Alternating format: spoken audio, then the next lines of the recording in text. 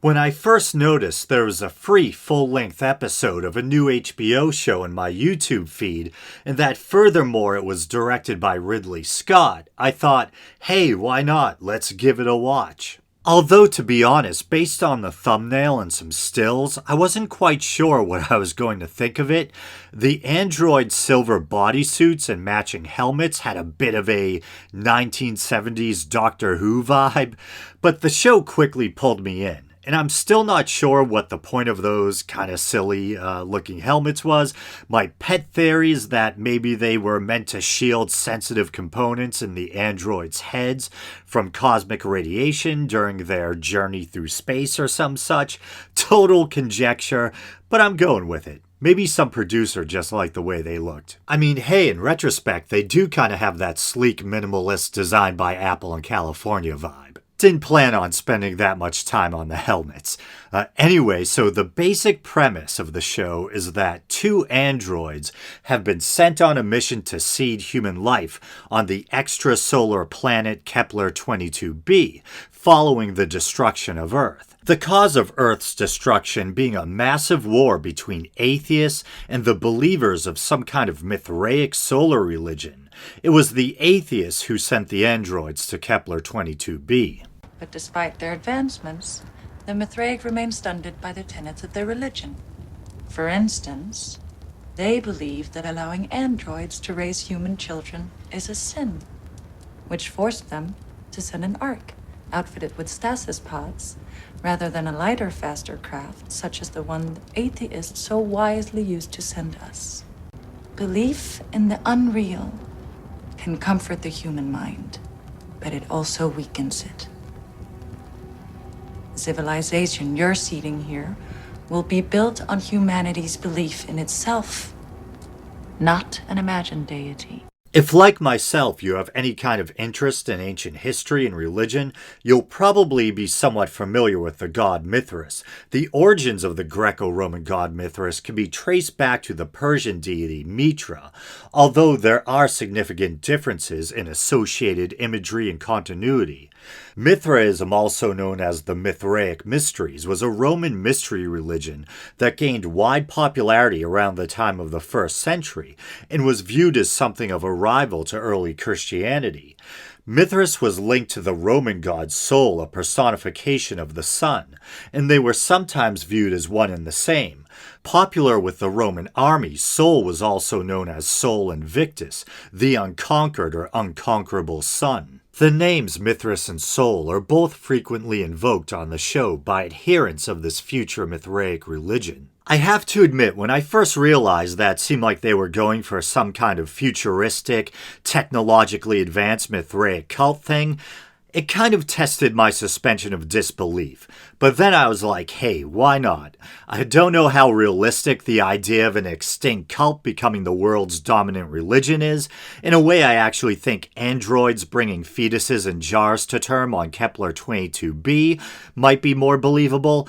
But I think the story, at least this is my take, and I don't think you have to really dig too deeply to find it, it's spelled out explicitly in the plot, functions as a kind of allegory for the clash between belief and unbelief, religious belief and atheism, and Mithraism is just serving as a stand-in for one of the Abrahamic faiths or one of the world's other prominent religions. The weird thing is, whereas I think we would usually tend to associate scientific advancement with a logic and reason-based, even a kind of scientific materialist worldview, in this story it seems to be implied that the believers may have been more technologically advanced than the atheists, or that at least they possess the more dominant culture, and thusly more resources. The believers left Earth in a giant vessel, as mentioned in that clip, known as the Ark of the Mithraic, and a Mithraic soldier comments that the atheists lack the means to build one of their own. And during flashbacks, it does seem to appear that the Mithraic may have held the technological upper hand during the war. while the atheists are depicted more like ragtag resistance or freedom fighters, maybe even terrorists from the Mithraic view, who, due to either their technological inferiority or lack of resources, even resort to using child soldiers.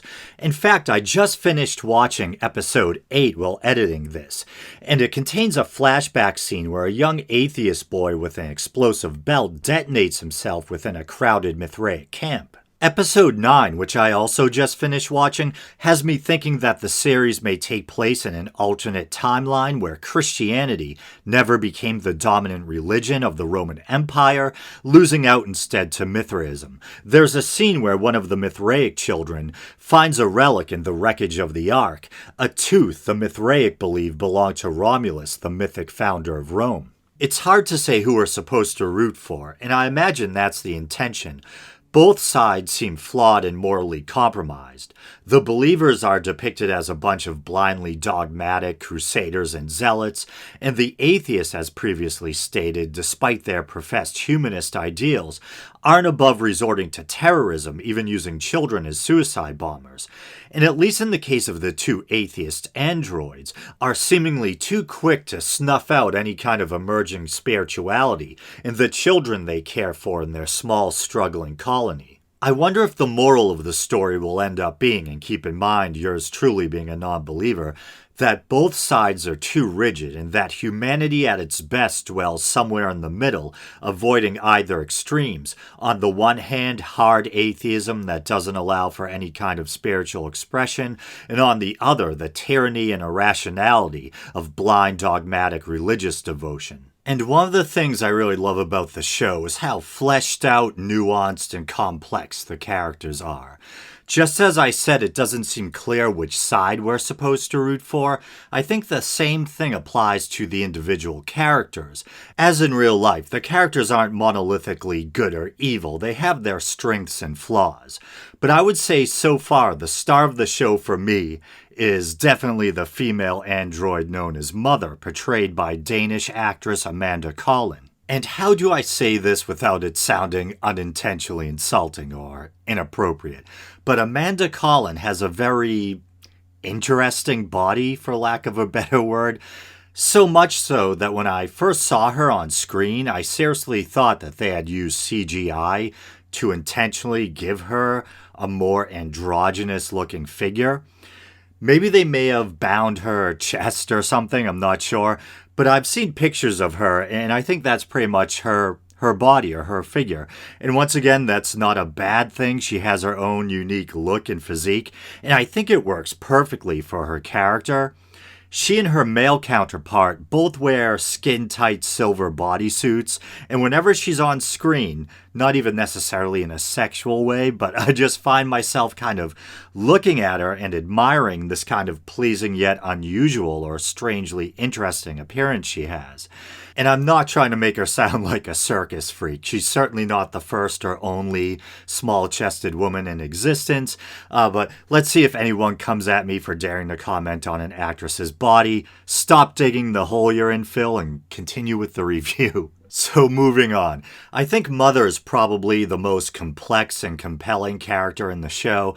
Shortly into the first episode, there's this strangely touching moment where the male and female androids, Mother and Father, now on Kepler 22b, begin bringing the fetuses they've brought with them to term. There's tubes running from Mother, the female android's torso, into jars containing the gestating fetuses, and there's this tender moment where the male android hands off an unresponsive fetus or infant to Mother, and she lovingly holds it to her chest and somehow manages to bring it back from the brink of death. This moment marks or exemplifies one of Mother's most defining characteristics, her strong, sometimes even fierce, to put it mildly, maternal instinct.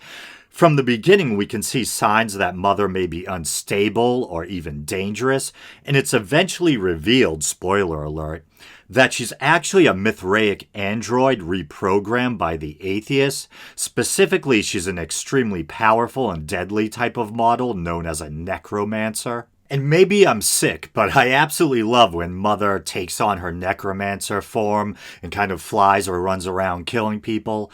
Her necromancer form kind of has an old school Doctor Who vibe too, basically a gold or bronze flying naked lady, but it works. And despite how unhinged and, well, downright homicidal she is or can be, especially in her necromancer form, I think Mother still remains sympathetic due to the aforementioned strong maternal nature of her character. In fact, the first time we see her unleash her powers is when she's trying to stop a group of Mithraic men who also landed on Kepler-22b from abducting or harming her child, Campion.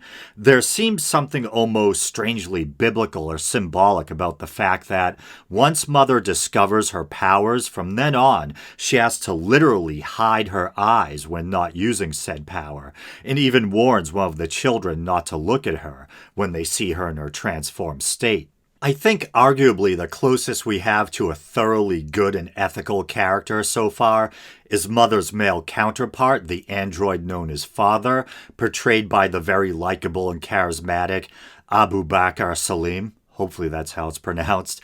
Like an actual dad, he sometimes gets angry or stern, but usually with good reason. And he even tells dad jokes. What did the male magnet say to the female magnet? So what did the male magnet say? He said, "When I saw your backside, I was repelled. However, after seeing you from the front, I now find you very attractive." And while on the subject of the father character, as an animal lover, I couldn't help but notice that there seems to be an ongoing animal ethics theme to the show. Kepler-22b is for all intents and purposes a barren world with meager resources, but the small struggling colony does encounter a race of quick-moving, spindly yet terrifying alien creatures. Father manages to trap one in a small building or shelter, and after careful deliberation decides he's going to kill it in order to use its meat to feed the children. Both Campion, the last surviving child who developed from the fetuses he and Mother brought with them, as well as a group of Mithraic children that Mother, shall we say, procured. When Campion, who Mother describes as having a highly pronounced sense of empathy, finds out Father plans on killing the creature, he passionately objects. What are you making? It's a weapon, isn't it?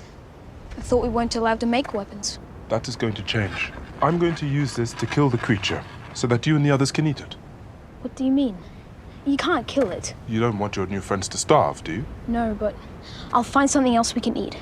Just give me a little time. Mother and I have scoured the forest many times over the years. There's nothing out there. Yes, but I'm hungry, and it will make me look harder. It will cloud your thinking, if it hasn't already. Just let me try, Father. It's forever.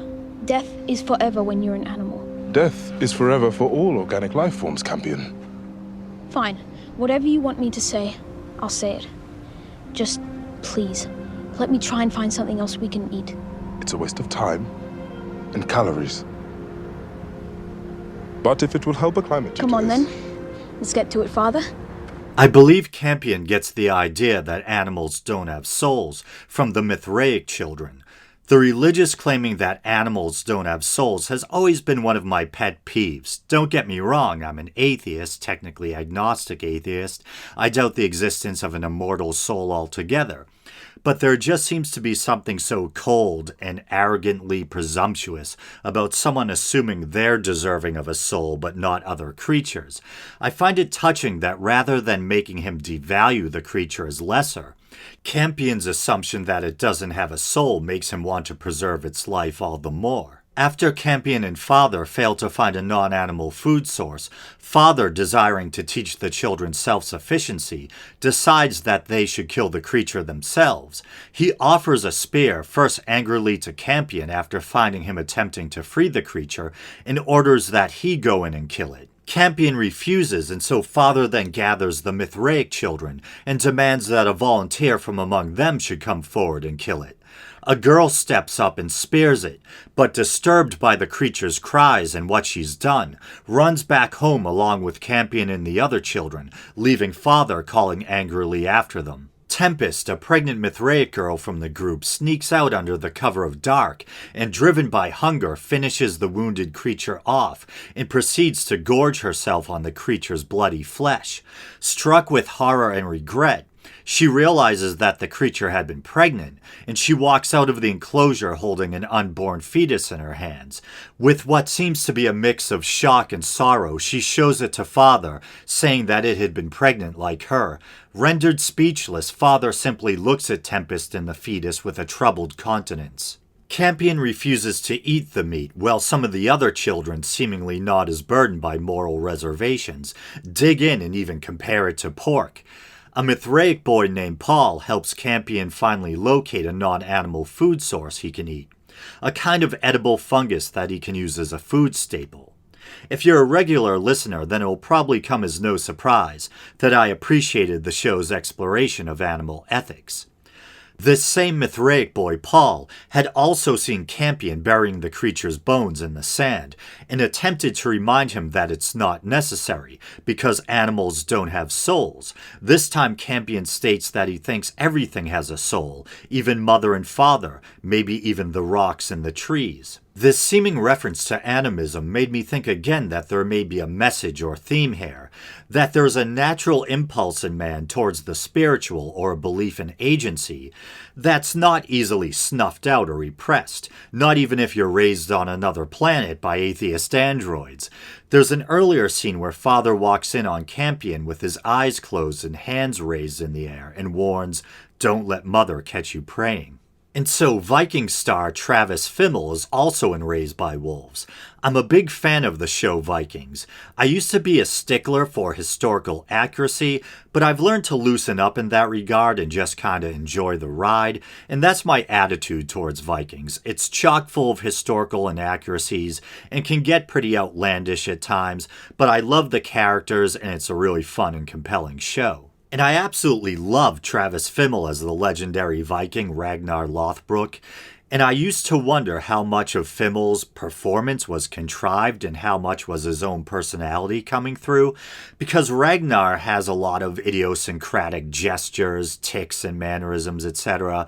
And I also used to wonder about the accents we'd hear on the show. I know some of the actors on Vikings were or are actually Scandinavian, while others are from England, Australia, or the States.